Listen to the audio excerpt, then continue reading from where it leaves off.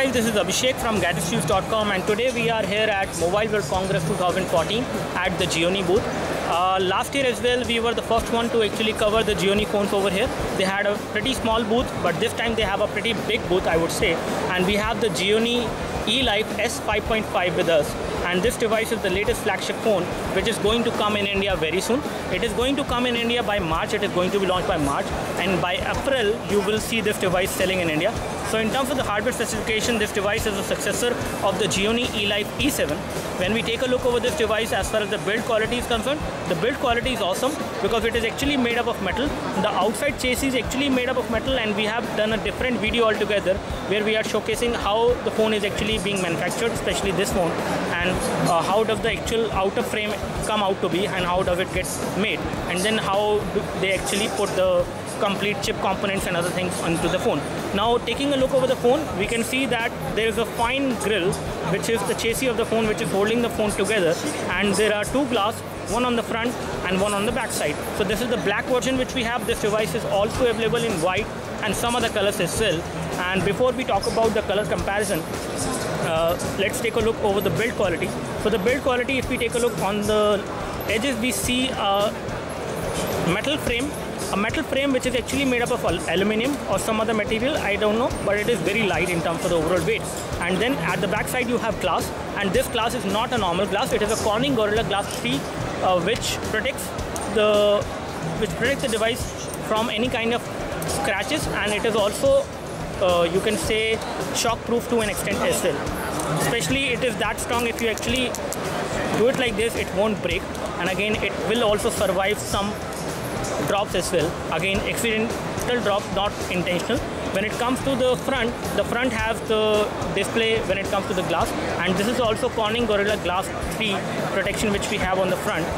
Over here we have a 5 megapixel camera, we have a nice metallic earpiece. At the bottom we have the touch capacitive buttons which will not light up because these touch capacitive buttons are actually invisible, so they will not light up. You can actually use them as per your assumptions, but they will work.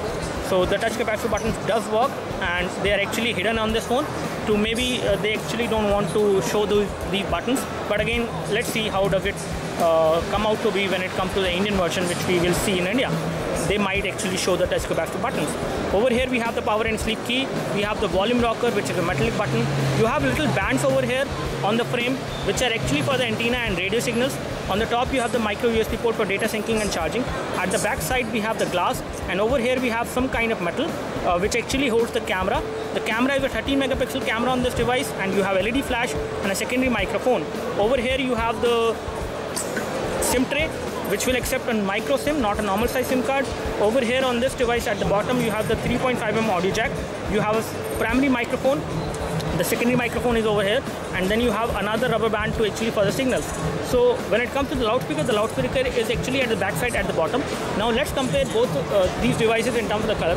This device is not only available in black and white color, but it is also available in red, blue, orange and other colors as well, including yellow as well. So we have the white and black color, and you can easily notice the color profile of this device actually can be recognized not only from the back side, not only from the edges, but also from the front side. So the front side, when it comes to the bezel is white on the white variant, whereas it is black on the black variant.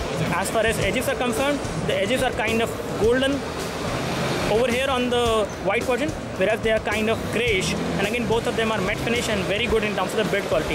Definitely this device has such great build quality that even when you hold this device in one hand, it is so slim and so light, but it still feels very solid and very good in terms of the build quality because of this metal frame which is holding the complete phone together.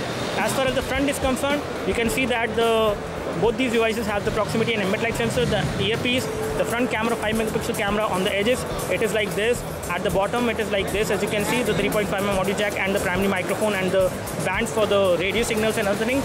On this side we have the power and sleep key and the volume rocker, and over here we can see at the back side the camera section is actually different. Again, the camera section also has the same color of the device, so that it resembles the color. It actually gives the kind of a statement you would like to make, especially with the color profile which we have on this device.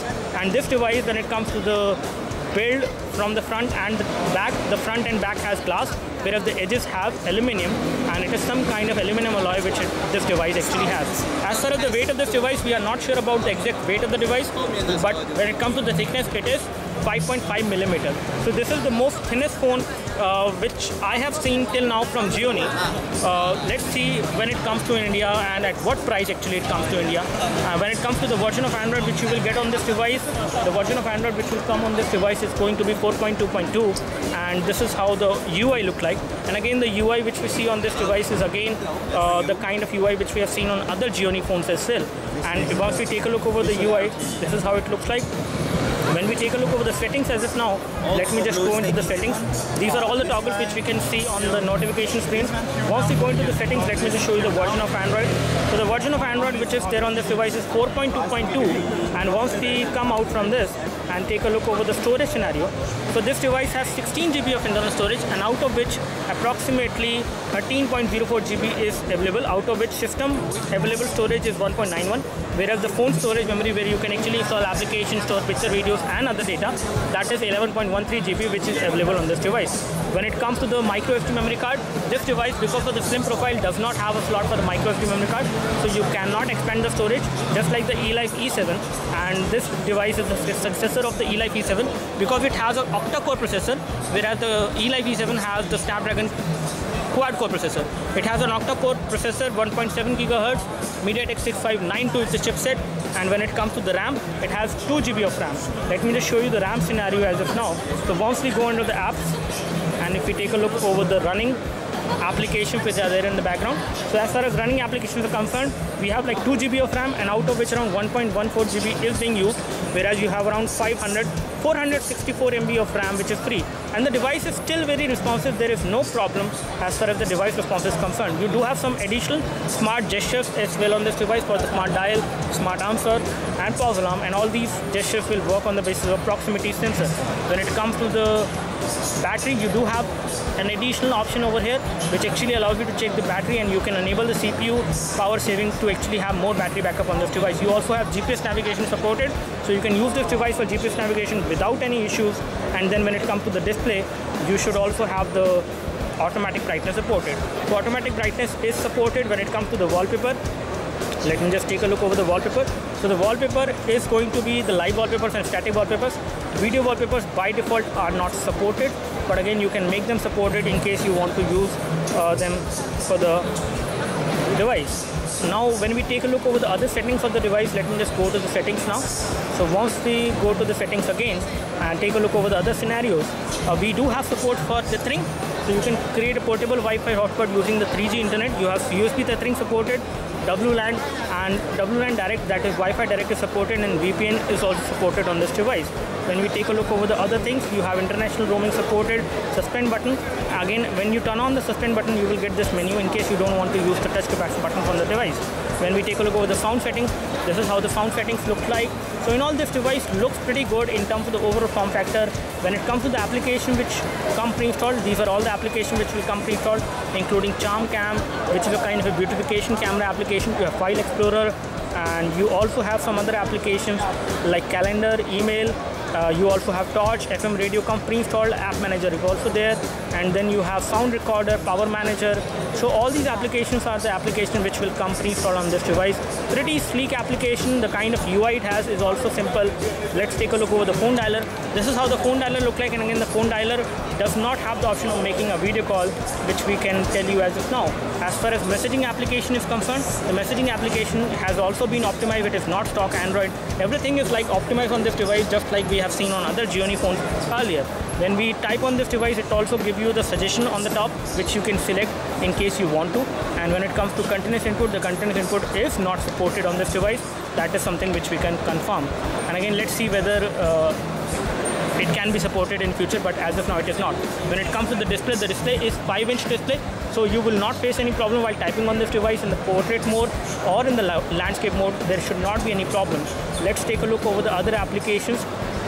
When we take a look over the themes, there are different kind of themes which will come pre-installed on this device, as you can see, including Android theme, the Amigo theme, the eLife S theme.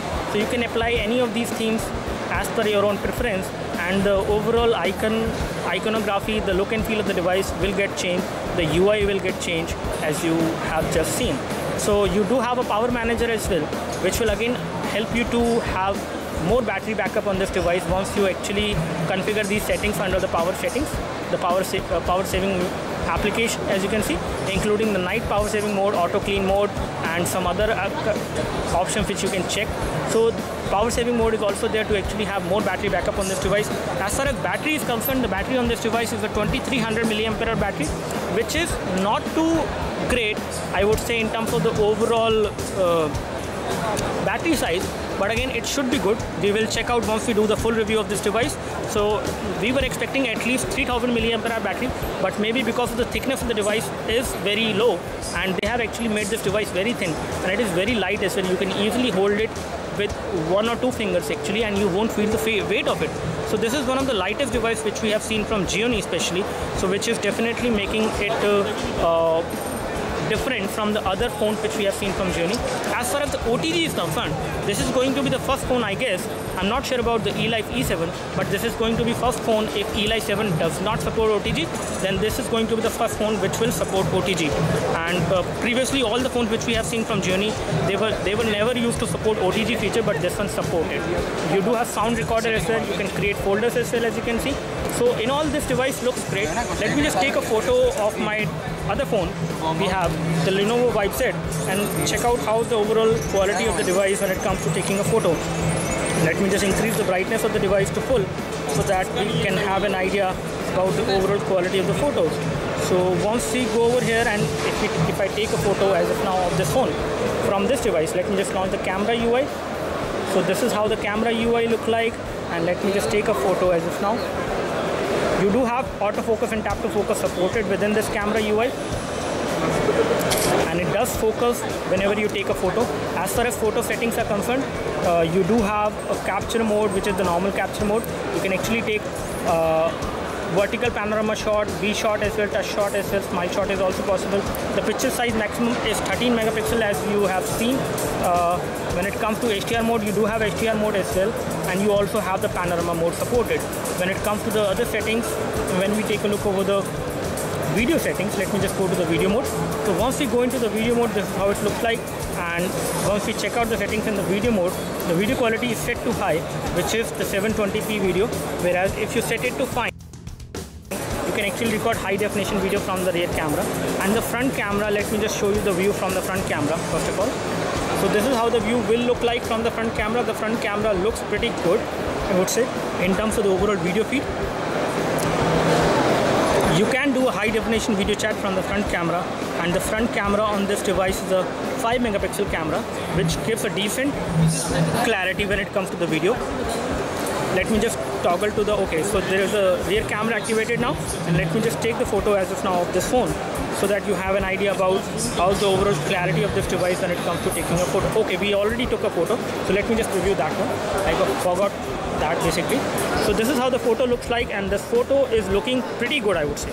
Especially we have taken this photo right now in artificial light, and still the photo has come out to be pretty good in terms of the colors as well as in terms of the details, as you can see. So both the colors and details are pretty good on this device, especially when it comes to taking a photo. It is pretty good as far as the camera quality is concerned, and the front camera is also pretty good for a video chat, and you can do a high definition video chat from the front camera, which is definitely a great thing.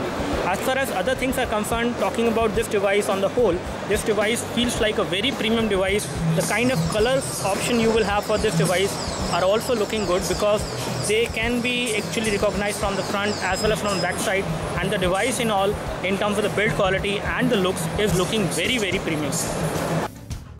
We have just recorded a full high definition video from the rear camera on this device, and as you can see, the overall video clarity on this device looks pretty good, especially the high definition video which we have recorded from this device looks very good in terms of the overall video clarity as well as the colors as well. And when we take a look over the viewing angles, because this device has an IPS LCD display, the viewing angles are kind of good, and again, because there is too much of light over here, there is reflection, but still you can actually view the screen from extreme angles without any issues on this device. The overall sound quality, if we take a look, is actually right now full, but again, this device is right now in an environment where there is a lot of noise, lot of things happening, so you may not be able to hear the sound which is coming out from the loudspeaker, but you can actually block it accidentally as well once you tap your finger over here, or even if you place the device like this on a table, the sound will get muffled because it is the loudspeaker is actually at the back side, so it will get blocked at times. So in all, we would like to give a thumbs up to the Gionee eLife S5.5, which is the thinnest display device, the premium device in terms of the build quality, the best device I would say in terms of the build quality till now. This looks like a premium metal phone, which is something which is very good for this device. So let's see when this device comes to India and for what price actually it comes to India. When this device comes to India, we have an answer that will come in March. As far as selling is concerned, as far as launch is concerned, it will actually, it will launch in March, but it will get sold in April.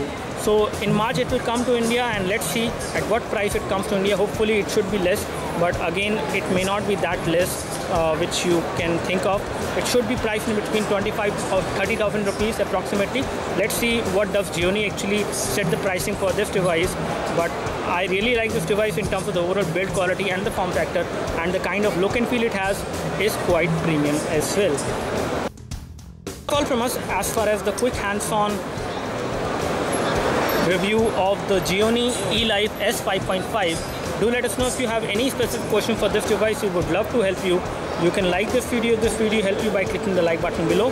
You can subscribe to our YouTube video channel for more videos like this by clicking the subscribe button below. Thanks for watching this video. This is Abhishek signing off.